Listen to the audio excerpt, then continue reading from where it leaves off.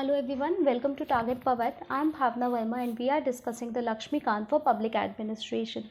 And in today's video, we will discuss a very important topic, that is new public administration, and how the new public administration was developed and how it is implemented and what is the role playing new public administration in current situation.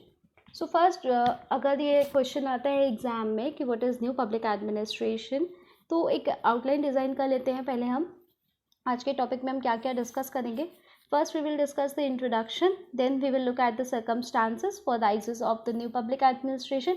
कौन सी ऐसी situation थी, कौन से ऐसे circumstances थे जहाँ पे न्यू पब्लिक एडमिनिस्ट्रेशन का कंसेप्ट बॉर्न हुआ या उसका जन्म हुआ।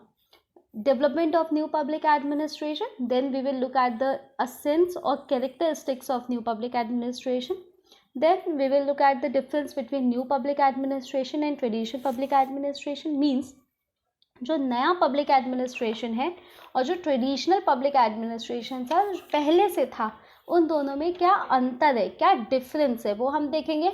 Then we will discuss the difference between new public administration and the development administration. We already discussed this topic. Then we will look at the critics of new public administration.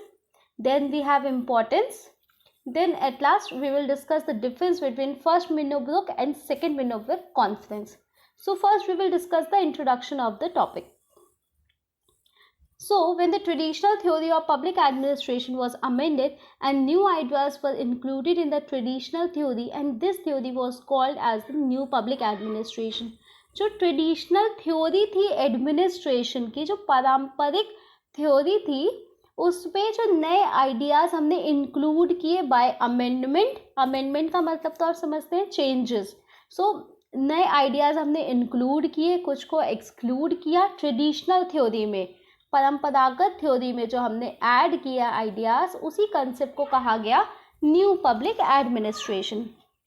In 1960 there was an industrial revolution in America, due to which many new problems came up, like slum problem, unemployment problem, problems of rehabilitation. In context of solving these problems, the American administrative system was unfit and irrelevant. Means 1960 में industrial revolution के बाद जो problems arise हुई, such as slum problem, unemployment का problem, rehabilitation problem, उन problem को deal करने के लिए जो अमेरिकन एडमिनिस्ट्रेटिव सिस्टम जो था ट्रेडिशनल वाला, दैट वाज अनफिट और इररेलेवेंट था, बिकॉज वो जो उनका जो बेसिस था वो किस पे बेसिस था, ट्रेडिशनल थ्योरी ऑफ एडमिनिस्ट्रेशन पे बेसिस था। It was based on the traditional theory of administration which was not capable of solving the upcoming problems in the American society. Means जो ट्रेडिशनल थ्योरी पे basis थे, जो theories वो fail थी, administrative system वो fail था, जो नई प्रॉब्लम्स अराइज हो रही थी। ऑब्वियस सी बात है कि टाइम के साथ साथ चेंजेस भी ज़रूरी होते हैं। लाइक हमारे कॉन्स्टिट्यूशन में भी अमेंडमेंट का प्रोसेस क्यों दिया हुआ है कि जो टाइम के साथ चेंजेस हो सके। लाइक सपोज आज के टाइम में आज की जनरेशन को कुछ और ही पसंद है ना, बट हमारी अगर ओल्डर जनरेशन की बात करें तो उनका तरीका अलग था, आज की जनरेशन का तरीका अलग है। तो टाइम के साथ साथ चेंजेस ज़रूरी होते हैं। सो उन चेंजेस को इंक्लूड किया, उस आइडियाज़ को इंक्लूड किया, उसी को ही हमने न्यू पब्लिक एडमिनिस्ट्रेशन कहा। Due to which in America the thinkers of public administration thought for the amendment in the traditional theory of administration and develop a new theory, the result of which was the origin of new public administration. The origin of new development of new public administration is as follows.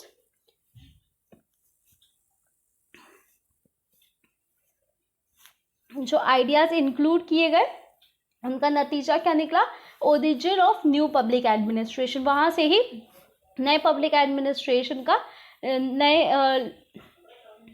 Public administration का जन्म हुआ, और उसका origin कैसे और development किस तरीके से हुआ, अब वो देख लेते हैं। First is Honey report on higher education for public services in 1967. Honey report suggested that the scope of study of the subject should be broadened and linked with governmental process. Means Honey report ने क्या suggest किया जो public administration की जो study है वो और broad होनी चाहिए और बढ़नी चाहिए, और it should be link to the governmental process. Public services के लिए भी इसको इंक्लूड किया जाना चाहिए।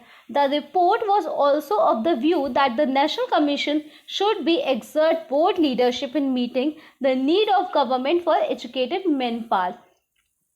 मीन्स जो report also suggested that the national commission should be exert bold leadership in meeting the need of government for educated man power. Next development कहाँ देखने को मिला? The Philadelphia Conference on the Theory and Practice of New Public Administration in 1967. The chairman of this conference was James C. Charlesworth. Conference included in the classical thinker of administration under the emphasis was given the development of principle and behavior of the administration. इस conference में कौन include थे? जो classical thinkers थे administration के, वो include थे, और उन्होंने किसको एम्फसाइज किया? On the development of principle, सिद्धांतों के डेवलपमेंट पे, और behaviour of the administration, what is the behaviouristic और what can be the behaviouristic approach to the administration, उस पर उन्होंने एम्फसाइज किया। ये फिलाडेल्फिया कॉन्फ्रेंस की बात है in 1967, and the chairman of this conference was James C. Charlesworth. Then we have Minnowbrook Conference. It is a very important Minnowbrook Conference. First, total 3 Minnowbrook conferences. First was held in 1968. First conference. Minnowbrook Conference was the conference of new and revolutionary thinkers. Means हमने Philadelphia conference में जो thinkers थे participate किया था, that was classical thinkers थे। But मिन्नोबुक conference में जो thinkers थे जिन्होंने पार्टिसिपेट किया था वो न्यू थे, मतलब नए थे, और रिवॉल्यूशनरी थिंकर्स थे, मीन्स क्रांतिकारी विचारक थे। The chairman of this conference was Dwight Waldo. Factual में आप इसे याद कर सकते हो, फैक्ट्स में आया हुआ है, कई बार क्वेश्चन मास्टर्स के एग्जाम में आया है, एमए के। Minnowbrook conference was mainly concern with the emphasize on the following things. तो मिन्नोबुक कॉन्फ्रेंस की अगर कैरेक्टरिस्टिक्स की बात करें, किस चीज़ पे एम्फसाइज किया गया? Making public administration sensitive towards social and human problems. Means public administration को सेंसिटिव बनाना चाहिए towards social and human problems की तरफ। मीन्स जो समस्याएं होती हैं मानव की और जो सोशल प्रॉब्लम्स होती है उनके थ्रू उसको और सेंसिटिव बनाना चाहिए। To assimilate the theories of then thinkers who came after 1960 so as to reduce the generation gap. Means 1960 के बाद के जो थिंकर्स थे उन्होंने अपनी थ्योरीज को इंक्लूड किया इसमें, किस लिए? To reduce the generation gap. जैसे मैंने अभी बताया कि टाइम के साथ साथ चेंजेस की नीड होती है, और अगर हम ये नहीं चेंजेस ला पाते, इसी को हम जनरेशन गैप कहते हैं। तो जनरेशन गैप को रिड्यूस करने के लिए जो रिवॉल्यूशनरी थिंकर्स थे, जो नए थिंकर्स थे, वो उन्होंने पार्टिसिपेट किया इन 1960। आफ्टर 1960 के बाद के जितने थिंकर्स हैं। During the Minnowbrook Conference, the main objective of the new public administration was established. इसी कॉन्फ्रेंस के दौरान ही न्यू पब्लिक एडमिनिस्ट्रेशन का जो मेन ऑब्जेक्टिव था, जो 4 मेन ऑब्जेक्टिव दिए गए हैं, वो इस्टेब्लिश्ड हुए थे। और ये ऑब्जेक्टिव क्या थे? First was the value, then social equity, relevance and changes. इनको डिस्कस करते हैं one by one. First is value. Value related was set as the main goal of the new public administration.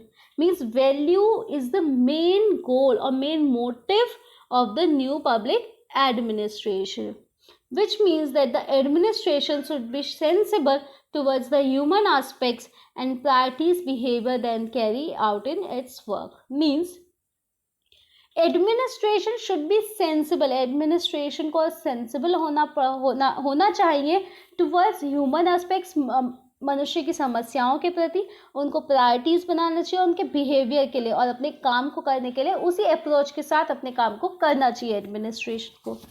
Then the main objective was relevance. At the Minnowbrook conference the participant focused on the need for policy oriented public administration and emphasize that Public administration must explicitly deal with political and normative implication of all administrative actions. Means at Minnober conference, the participant focused on the need for policy-oriented public administration. Means Minnowbrook conference में participant जो थे thinkers, उन्होंने focus किया कि policy oriented हमारे public administration होना चाहिए and it should emphasize public administration must explicitly deal with political and normative implications and of all administrative actions. में जितने भी administrative actions लिए जाते हैं उनका जो नेचर होना चाहिए वो political and they should be normative. उनके जो implications होने चाहिए वो normative होने चाहिए. It was decided that it was more important for public administration to be relevant and meaningful for contemporary urgent social problems. Means public administration को हमेशा सतर्क रहना चाहिए. जो हमारा एडमिनिस्ट्रेशन है, हमारा एडमिनिस्ट्रेटिव सिस्टम है, that should be careful towards the urgent और कंटेम्प्रेरी अर्जेंट सोशल प्रॉब्लम्स के लिए. जितने भी सोशल प्रॉब्लम्स अगर कोई अराइज होती है तो उसके लिए उसको इंस्टेंट तैयार रहना चाहिए उससे डील करने के लिए. Then the objective, third objective was equity. Social equity की बात की है हमने यहाँ. Equity was set as the motive of new public administration. Means equity was the motive of new public administration, which means that the government should work for the removal of social, economic, political inequalities and thus we administration as an instrument to secure the social, political and economic equity. हमने क्या decide किया कि हमें अपनी country को, हमें अपने देश को सोशल, पॉलिटिकल और इक्वल इकोनॉमिक इक्विटी देनी है ना, इक्वल बनाना है. सोशली इक्वल होना चाहिए, पॉलिटिकली एंड इकोनॉमिकली. बट ये तभी तो हो सकता है जब हम ऐसे वर्क को अवॉइड करें जहाँ पे पार्शलिटी होती है ना. तो इक्विटी क्या था, हमारा मेन मोटिव था, मकसद था हमारा न्यू पब्लिक एडमिनिस्ट्रेशन का. ट्रेडिशनल पब्लिक एडमिनिस्ट्रेशन का जो मकसद था that was the welfare of society. But यहाँ पे जो मोटिव था that was the equity, equal status, which means that the government should work. Government को काम करना चाहिए किसके लिए, social, economic and political inequalities को रिमूव करने के लिए. जो दर्जा दिया जाना चाहिए, जो महिला और मेल का जो दर्जा होना चाहिए वो इक्वल स्टेटस होना चाहिए दोनों का. Then the motive, last motive was the changes.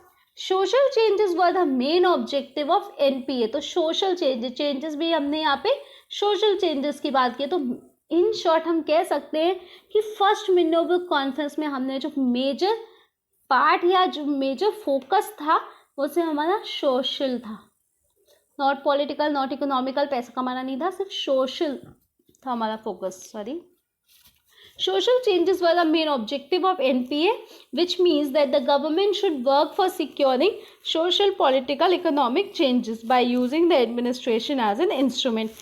Administration को as a instrument use करके government को क्या करना चाहिए, social, political and economic changes को secure करना चाहिए. ये as a objective इनको secure करना चाहिए कि कोई भी inequality ना हो सके.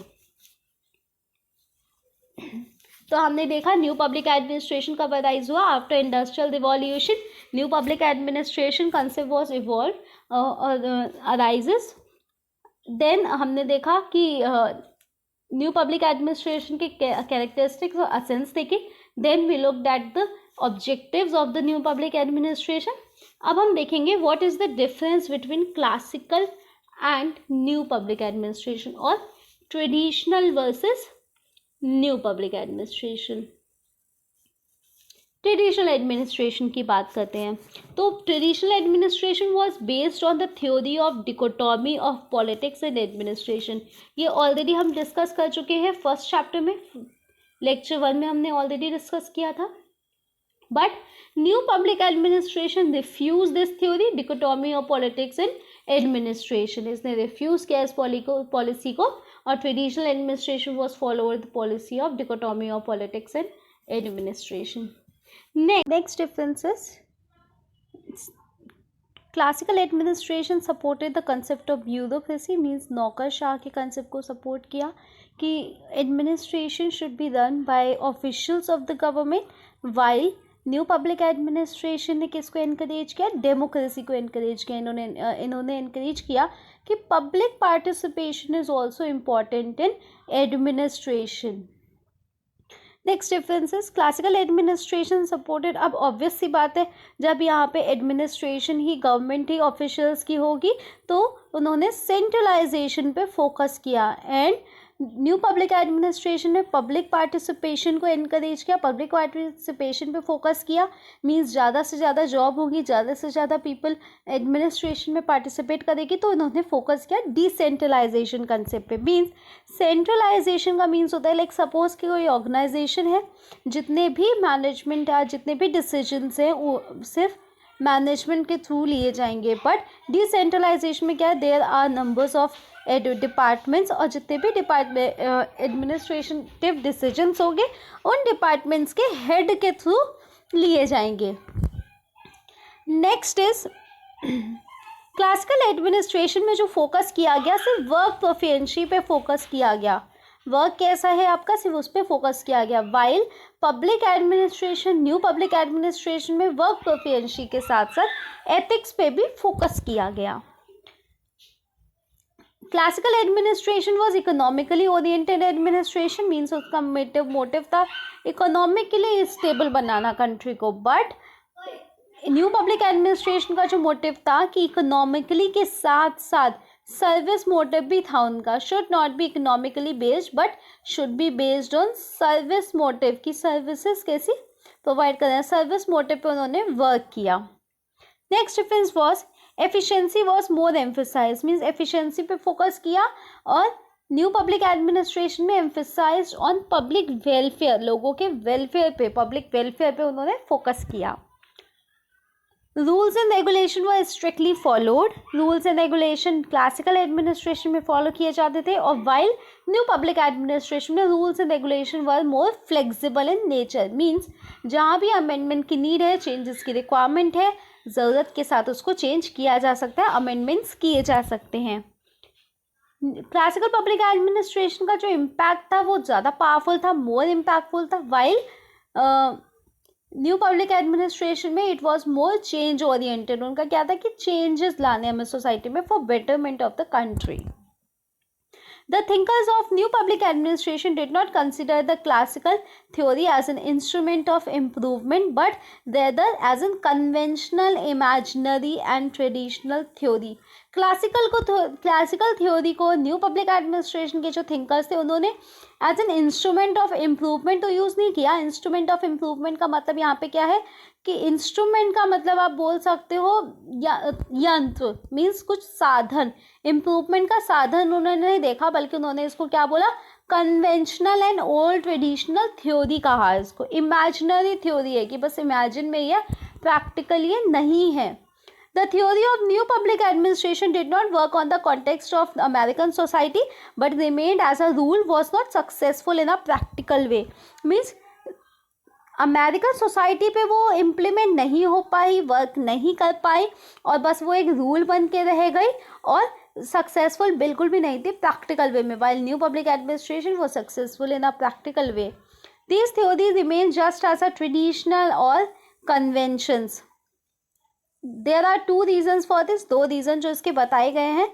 In the Minnebrooke conference, only as the objective of NPA was determined, but no work has to be done for determining the instrument for the achievement of this objective. Without any instrument, it is impossible to secure its objective. Means first Minnowbrook conference में हमने only क्या discuss किया, NPA के objectives, new public administration के objectives को हमने determine किया, but हमने इस पे वर्क नहीं किया कि कौन सी ऐसी चीज़ एज ए इंस्ट्रूमेंट वर्क कर सकती है for the achievement of these objective. उसके इंस्ट्रूमेंट पे हमने वर्क नहीं किया, and without any instrument it is impossible to secure the objective. Means suppose हमें पता है कि हमें यहाँ पहुँचना है, बट जब तक हम ये रास्ता तय नहीं करेंगे हम यहाँ पहुँचेंगे कैसे, है ना। तो उन्होंने गोल तो सेट किया, ऑब्जेक्टिव सेट किया, बट इसके इंस्ट्रूमेंट को सेट नहीं किया, उस पर काम ही नहीं किया। तो that was the major downfall of this Minneberg Conference. During the Minneberg Conference, the setting of objective of NPA was considered as the interference in the jurisdiction or working of the government, which is actually the body to decide the set objective. Hence, there was no support from the political leaders for securing the objectives. Means Minneberg Conference में क्या किया गया कि जो objectives थे NPA के उसको as a consider किया गया इंटरफेरेंस इन द जुरिस्डिक्शन और working of the government which is actually the body to decide the set objective. Means government की जो वर्किंग थी जुरिस्डिक्शन था उसमें इंटरफेरेंस था, उसमें उनका इंटरफेरेंस था जिसके चलते उन्होंने क्या किया कि जो एक्चुअली बॉडी है डिसाइड करने की ऑब्जेक्टिव्स को सेट करने की, तो उन्हें कोई सपोर्ट नहीं मिला पॉलिटिकल लीडर्स से और अपने ऑब्जेक्टिव्स को सिक्योर करने के लिए जो ऑब्जेक्टिव डिसाइड किए थे डिटरमाइन किए थे by NPA new public administration में. And without the support of political structure it is difficult to secure any objective of the society. अगर हमारे पास पॉलिटिकल लीडर्स का ही सपोर्ट नहीं होगा, पॉलिटिकल स्ट्रक्चर का हमें सपोर्ट नहीं होगा, तो we can not set any secure और set any objective of the society. Even आज की कंडीशन में भी अगर हमें गवर्नमेंट का सपोर्ट नहीं होगा, पॉलिटिकल स्ट्रक्चर का सपोर्ट नहीं होगा, तो हम किसी भी चीज़ को सिक्योर नहीं कर सकते हैं. जितने भी NGOs होते हैं या अदर जितनी भी सोशल सोसाइटीज़ होती हैं वो वर्क करती हैं, but they have to take support from the political parties as well, because उनके ऑब्जेक्टिव जो है उनका ऑब्जेक्टिव है वेलफेयर, उसको सिक्योर करने के लिए हमें पॉलिटिकल स्ट्रक्चर की नीड होती है. Hence, without the political structure will be implement of these objectives, they remain simply as objective, but they didn't came into practice. Means political structure के support ना होने की वजह से ये objective सिर्फ objective बन के रह गए, बल्कि कभी भी picture में नहीं आया, practice में नहीं ये implement हो पाए. The theory of new public administration was not implemented in the contemporary American society, but these theory affected the future of public administration, also working of public administration. Means contemporary administrative American society में तो ये theories नहीं implement हो पाई because of political structure, but ये इन theories ने जो future था public administration का, लोक प्रशासन का जो फ्यूचर था उसको बहुत ज़्यादा प्रभावित किया और लोक प्रशासन की जो वर्किंग थी उसको भी इसने प्रभावित किया.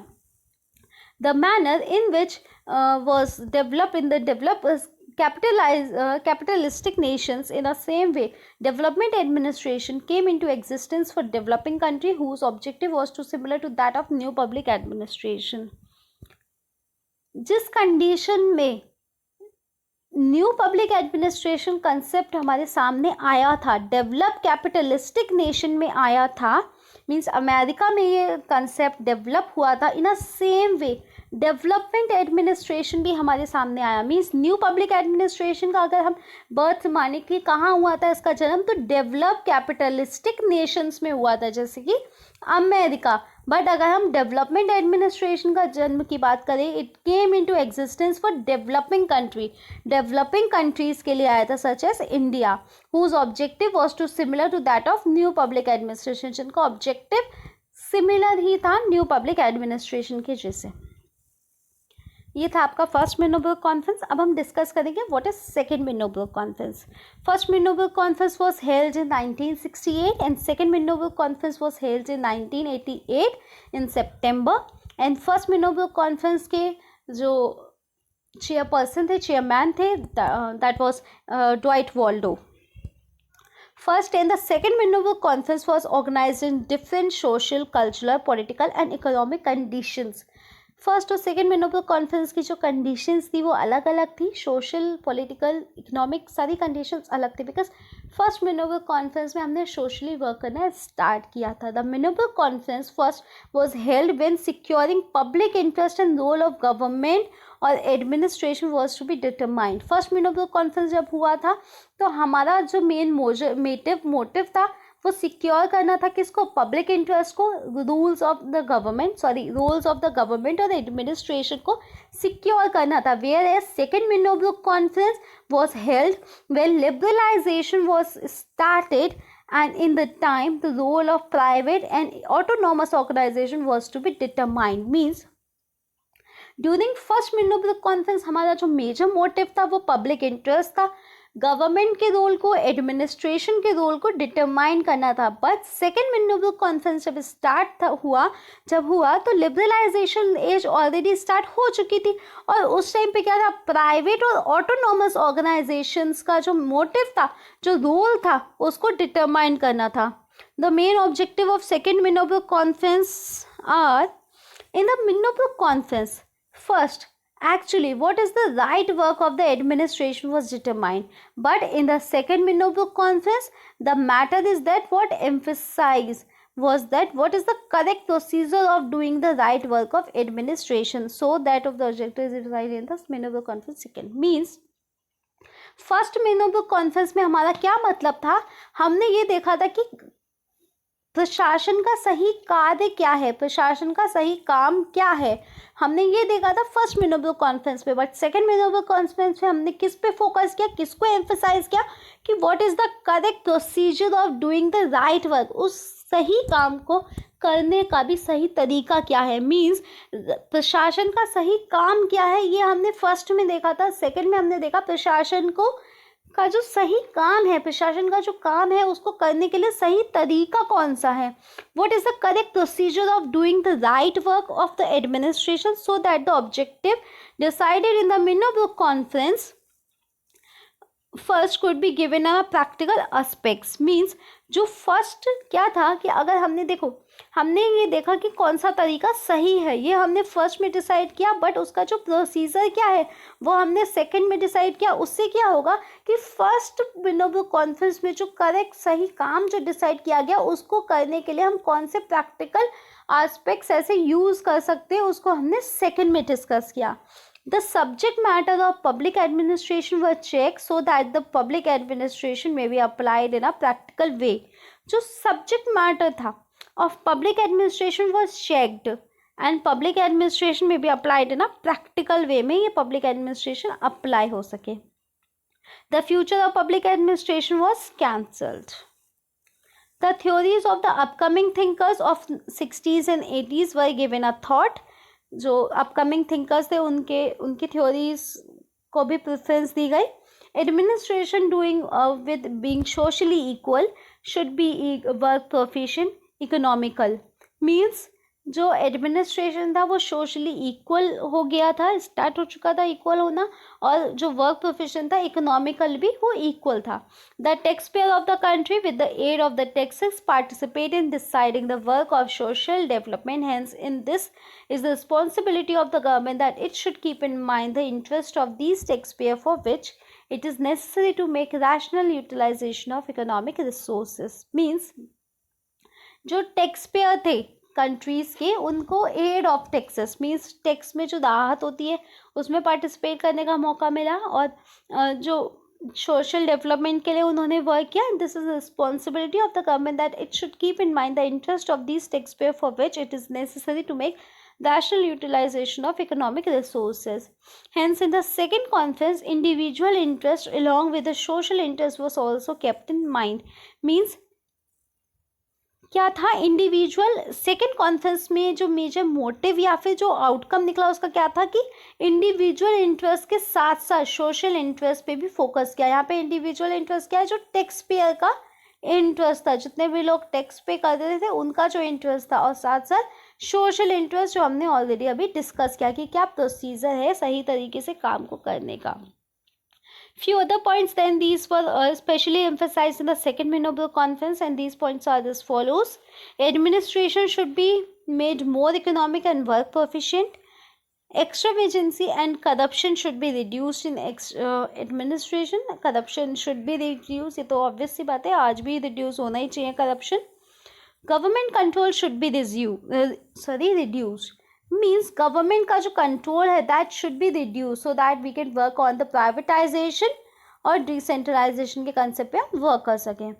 Bureaucracy should be more responsible and should be brought under government control. Means bureaucracy को इतनी ज़्यादा वरीयता नहीं दी जानी चाहिए, और that should be under the government control. The direct dominance should be of the government should be reduced as the third party role should be accepted. Means direct interference of the government should be reduce, और third party sector को third party role should be accepted. Means यहाँ पे third party किसको बोला गया? Private sector को। Private sector should be accepted. Autonomous and private institution role should be boosted. Autonomous और जितने भी प्राइवेट इंस्टीट्यूशन थे उनको एनकरेज किया गया, उनके रोल को और बढ़ाया गया। और गवर्नमेंट कंट्रोल को क्या गया? परमिट सिस्टम में चेंज किया गया। मिनोबर्ग कॉन्फ्रेंस, अब ये तो हमने फर्स्ट मिनोबर्ग कॉन्फ्रेंस देखा, सेकेंड मिनोबर्ग कॉन्फ्रेंस देखा। अब इन दोनों में अंतर क्या क्या है, किस बेसिस पे इनमें अंतर है? What is the ground of the basis और ग्राउंड और basis of the differences between first and the second Minnowbrook conference अभी डिस्कस करेंगे। In the first conference, only political and administration thinkers took part, but in the second conference, social, cultural, political, constitutional, policy, science took also part. Means in the first conference, only political administration, means political thinkers जितने थे, political administration के जो thinkers थे, उन्होंने ही participate किया था, but in the second conference, social, cultural, political, constitutional, policy makers also took participated in the Minnobrook conference. In the first Minnobrook emphasized on the only to the administrative work, whereas in the second Minnobrook, along with the administrative work, it took preferences was given to social, cultural, economic and political work as well. First मिनोबर्ग conference में हमारा जो main motive था, हमने किसको emphasize किया? सिर्फ administrative work को ही emphasise किया। बट सेकंड में हमने सोशल, कल्चरल, पॉलिटिकल और इकोनॉमिक वर्क को भी एनकरेज किया। Hence, we can say that the scope of the first administration was narrow or limited, while the scope of the second administration was broad. Means first वाले में हमारा सिर्फ interest था, सिर्फ पॉलिटिकल पे ही बेसिस पे ही इंटरेस्ट था, तो उसका जो एरिया था वो सिर्फ पॉलिटिकल था, लिमिटेड था। वाइल सेकेंड एडमिनिस्ट्रेशन में जो उसका एरिया था वो ब्रॉड हुआ। मीन्स पॉलिटिकल उसका एरिया था, social, economical,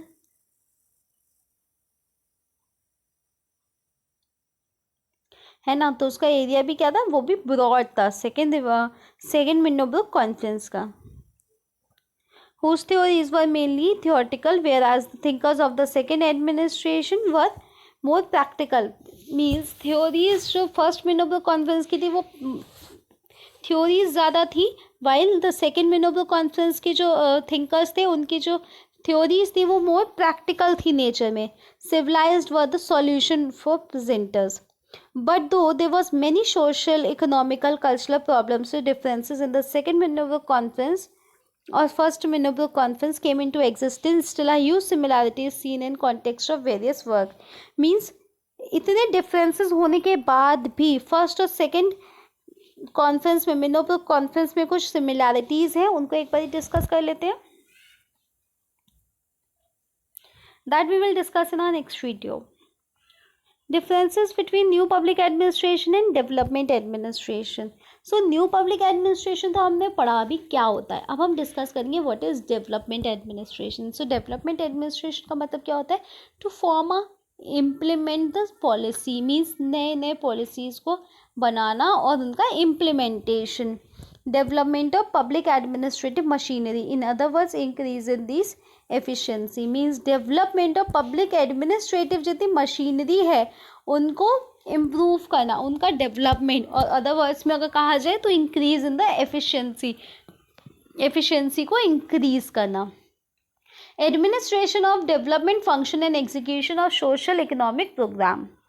means development functions के एडमिनिस्ट्रेशन को और डेवलप करना और सोशल इकोनॉमिक प्रोग्राम्स को एग्जीक्यूट करना, ये है डेवलपमेंट एडमिनिस्ट्रेशन का meaning.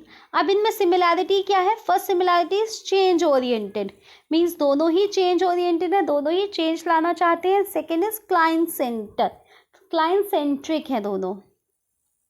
And what is the differences between first and the second?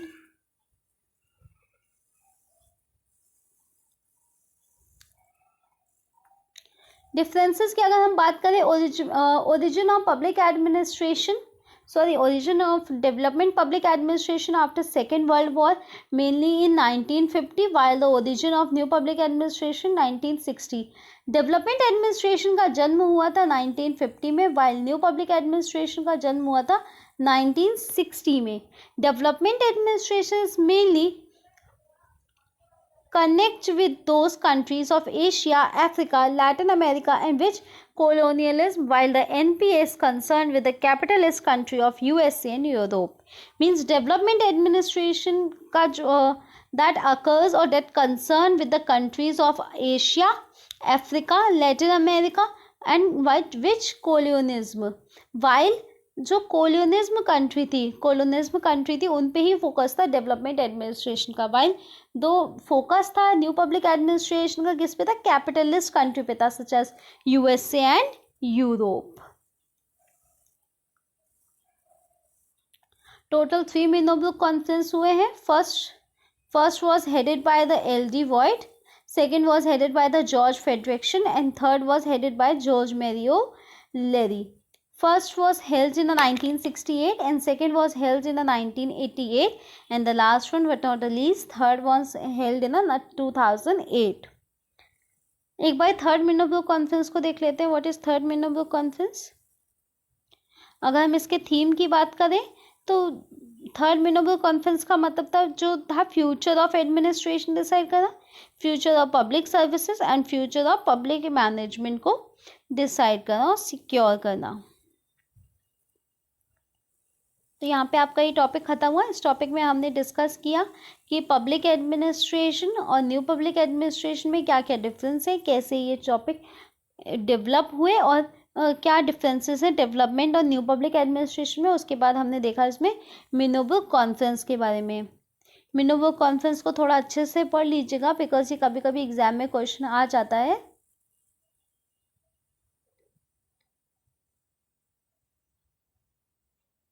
Okay guys, किसी को भी कोई डाउट होता है तो आप लोग मुझे कमेंट सेक्शन में बता सकते हैं।